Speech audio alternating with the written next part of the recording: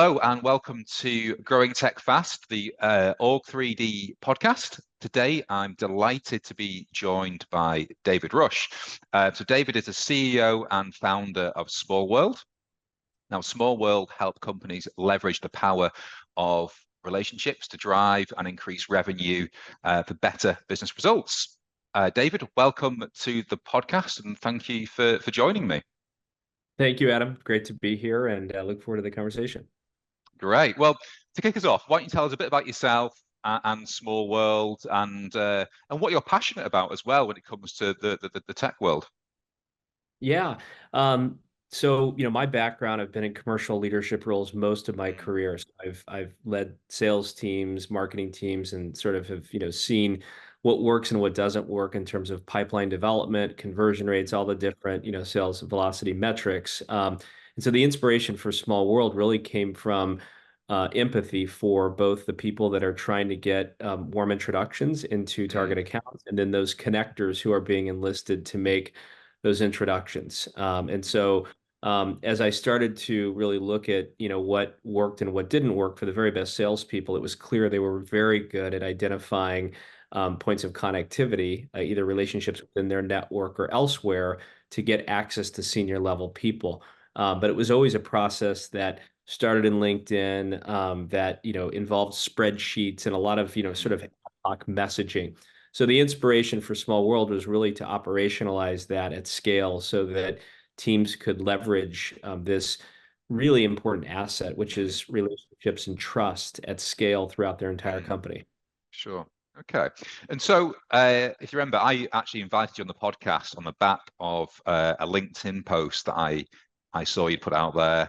And you were talking about the inefficiency of SDR teams versus partner network-led growth, and the comments are really blowing up, and which always makes for great content. But just talk me through in that post what was the point you were trying to make. I don't believe you were saying companies should eradicate SDR teams. But what was the point you're trying to make and the message you're trying to get across there? Yeah, no, I mean, it's a great point. Absolutely, it wasn't a suggestion that teams should eliminate those teams, but companies are now looking for more efficient ways to grow. Boards are asking for profitability alongside growth, and so to do that, oftentimes it does require some consideration of how to reduce costs, right? And so when you look at customer acquisition costs and the investment made in these teams, there's typically about an 18-month payback period. These SDRs or BDRs typically will either get promoted if they're really good, or sometimes they'll leave or be asked to leave if they're not. So there's a high attrition rate, good or bad.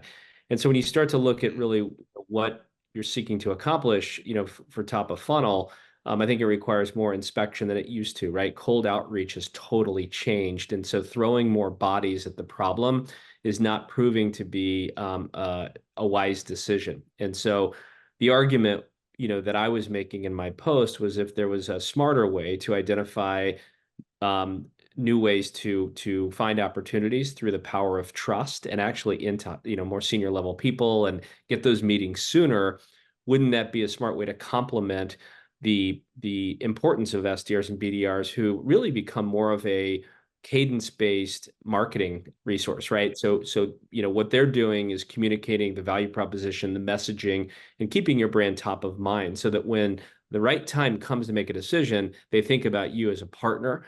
Buyers do.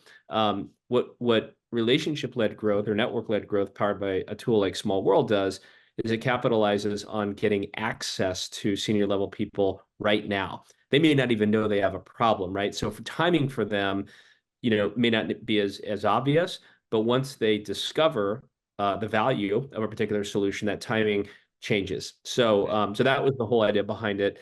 It can enable companies to not only achieve better sales velocity metrics, but it can help them reduce the cost of investing in big SDR teams. You mentioned at the start of that cold outreach has changed. So what is it about the timing today? in your opinion, how has cold outreach changed over the last year or last few years even? So what is it about the timing of that, and why this route to go to market is so important today, would you say? Yeah. I mean, there's been a couple of things. One, new regulation, with Google and Yahoo in terms of sort of just sheer volume that can be sent.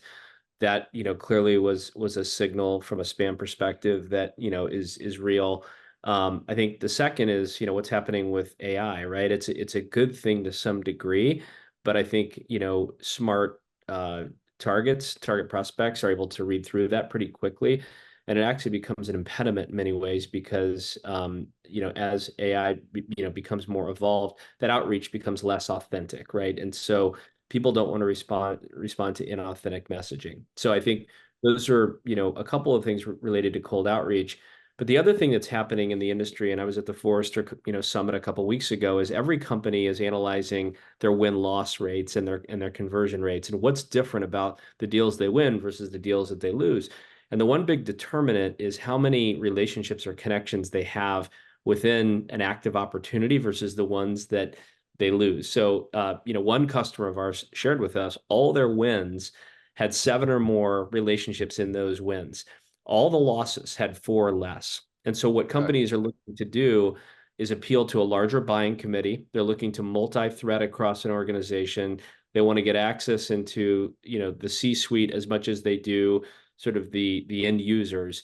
And it's a true collective decision that's being made now. So as teams start to think about, multi-threading and appealing to a larger group within their prospect, the importance of relationship becomes even greater, right? Because through those existing relationships, instant access can be granted and expansion of coverage within that account can increase immediately. Okay. And so is network-led growth, is this something that all B2B companies can use, would you say? Is this more applicable to enterprise? What's your thoughts there? Yeah, I mean, any B2B company, we have seed stage companies all the way up to publicly traded companies using our platform today. I think, the common denominator is they do believe in this approach. They're, oftentimes incentivizing or investing in new ways to leverage those existing networks. And they really want to operationalize the process because what's happening today is, if reps are using LinkedIn, connections are a terrible proxy for relationship strength. Whether it's 75% or 80% of connections are not real relationships. And so there's a lot of, hit and miss. There's not a great way to sort of, track and manage and then really look, universally across a business to find all of the relationships. And so again, companies that, have done this traditionally through a spreadsheet in LinkedIn are rethinking sort of the approach that they're taking. And this can appeal to technology companies, business services, consulting, really any business that is looking to, leverage warm introductions and referrals more effectively. Okay. So just for my benefit then, how does the Smallworld platform work? Because in my head as we're talking, all I'm thinking about is LinkedIn and thinking, well, I've got my LinkedIn connection, my network there. You're right. There's probably 10,000 people there, of which I've spoken to 20% of them probably. So yeah, how does your platform work, and how does that differ from LinkedIn? Yeah. So part of the inspiration for this, was to be able to identify where a real relationship was, right? So if you really knew someone, and you had a trusted relationship, their willingness to meet just based on blind trust was super powerful. And so we built a system that makes it really easy for those people who are called connectors in our system, and these can be executives, investors, customers, partners. Anyone within the ecosystem of a business, but those people can signal where they have a real relationship and where they don't. And what happens is where they do have a real relationship, those become relationship leads for the sales team. So rather than those salespeople having to go search to find that, they're actually delivered, hand delivered in their inbox or in Salesforce, these relationship leads, which have an incredibly high conversion rate. They may not need an introduction at that moment, but they can also save these relationship leads to their deal teams. So as you start to think about account planning and who should be on that deal team, because of the strength of the relationship coming directly from the connector, the willingness for them to help and be a part of it goes way up. And so we remove all the ambiguity of having these requests come unexpectedly to connectors. They're really in control over signaling the strength of that relationship. But from a data perspective, we pull in, LinkedIn data, of course, Gmail contacts, any personal CRM data. And we've actually got our own relationship intelligence. We call it relationship AI, which will go out and look at things like work history, recommendations, different clues that we can pull that would, you know, uh, basically discern that there is likely a relationship here. We won't present someone who we don't think there's the likelihood of a relationship. We don't know the strength of that relationship, so we'll never presume to know that, but we will present it as a relationship, even if it's not on LinkedIn, right? And so in those cases, we're actually discovering relationships that otherwise wouldn't be seen by the salesperson and making it additive to what they would see on LinkedIn. Okay, interesting. Okay, so tell you what, can you give me or walk me through maybe a customer of yours, whether you name them or not, up to you, but who has adopted this really well? What are the results have they seen? How did that look pre-Smallworld? How does it look for them post-Smallworld? Yeah, for sure. Yeah, there's a couple that come to mind. I'll give one example. I can't name the name of the customer on the podcast, but Sure. it's a publicly traded major technology company who has their executive team and other leaders within the company as their sort of connector base, and they've got some partners in there as well. And they've got their strategic accounts team using our product, and then other AEs. And the big benefit that the salespeople tell us is we've removed this mystery of which connectors to enlist, and we've made it very comfortable for them to request introductions through Smallworld because they're able to get that relationship strength signal. And then through the workflow that we've built, we make that simpler, both for the connector, but also for the salesperson to make those requests. And so what this particular rep told us is we were responsible for three particular deals that he had closed. One which was a 7-figure deal, the other one which was a high 6-figure deal, and I don't know the size of the third one, but over $2 million worth of business was attributed to C-suite introductions that he got starting in Smallworld, which was exciting to hear. And I think for me, the inspiration to build this business was because we could show business outcomes. It wasn't going to be just another productivity tool or just another layer of intelligence. It was going to be a solution for the last mile, which was that what reps really want is access. They've got all the data in the world, right? They could say, oh, they went to the same college together and they both love basketball and they both live in, San Antonio. None of that matters if trust isn't there, right? And so trust unlocks that access, and it's authentic because it's only been built over time, where some of this, like, well, it looks like you went to USC, doesn't feel authentic all the time, right? It feels forced. And so what we're doing is trying to really reveal something that doesn't have to be forced. Like it. That's really good. So I guess just to kind of conclude and summarize, what I'd love is what kind of piece of actionable advice could you offer to salespeople, be it SDRs, be it senior ICs, leaders, who probably aren't leveraging networks as effectively as they could be? What would you suggest? Couple things that aren't as obvious to those that already do this that may be interesting is that you oftentimes can get access to the people that you're trying to access indirectly through a strong relationship. So in other words, let's say you're selling into the engineering department and that meeting with a VP of engineering or the chief technology officer is really who you want to meet with. And there's no clear path there. And your ABM team is creating content for them and there's outreach.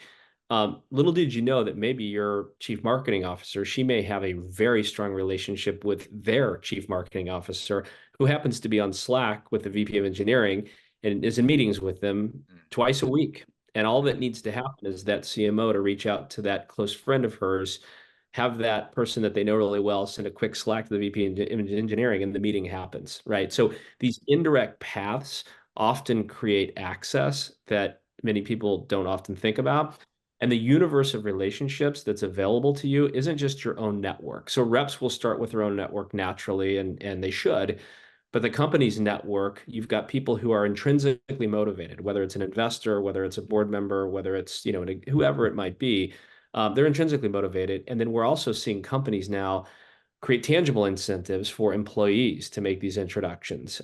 So they act as sort of this, you know, team of BDRs, but they're already, you know, maybe in the product, you know, organization, or they're in the engineering department, and they used to work with somebody. So the universe of relationships that you have access to is much larger than you might think. That would be the other piece of advice I'd give them.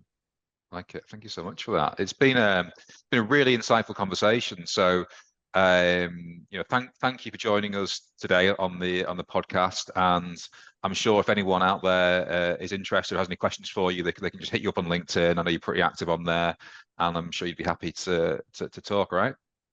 Absolutely. Yeah. Our website, smallworld.ai, and feel free to reach out to me on LinkedIn. And my email address is david@smallworld.ai. So appreciate any inquiries. Great. Thanks so much, David. Bye. Appreciate it, Adam. All right. Thanks.